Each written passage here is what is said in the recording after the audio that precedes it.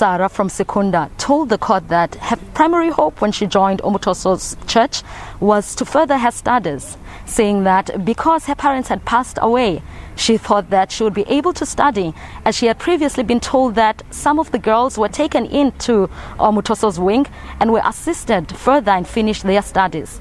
She says that she was pretty surprised when she got to Omotoso's house and she was expected to perform sexual acts on Omotoso. She says that she was escorted by one of the co-accused to Omotoso's room, which was pretty dark and cold. And when she got there, she was expected to lie next to Omotoso and massage him. She also stated that it was very surprising and shocking when she learned that Omotoso had other plans about her, even though he had promised to take care of her and had told her that she was under good wings.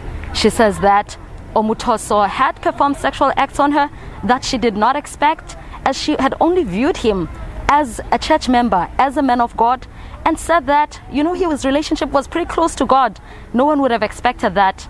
Her testimony comes right after a witness who was emotional when she says that she was cast regularly by Omotoso and she did not or could not leave the mission house because she was afraid of what would happen to her. They have told the court that they had seen Omotoso as half man and half God, and that they believed Omotoso to be God's friend and that everything he had asked for would come true. The pattern is pretty clear between the witnesses' testimony. They are taking more or less the same shape as that of Cheryl Zondi, who had a public testimony before this court case restarted. Meanwhile, outside, as you can see, there's a number that has quite declined or decreased of Omotoso's followers and supporters. Usually scores of people come out to show their solidarity with Omotoso, holding placards, singing praise songs, and saying that they firmly believe that Omotoso is innocent.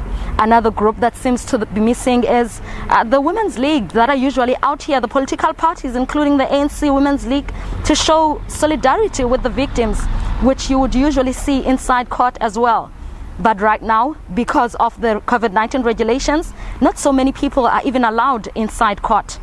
Anda Ngonji, SABC News, Port Elizabeth.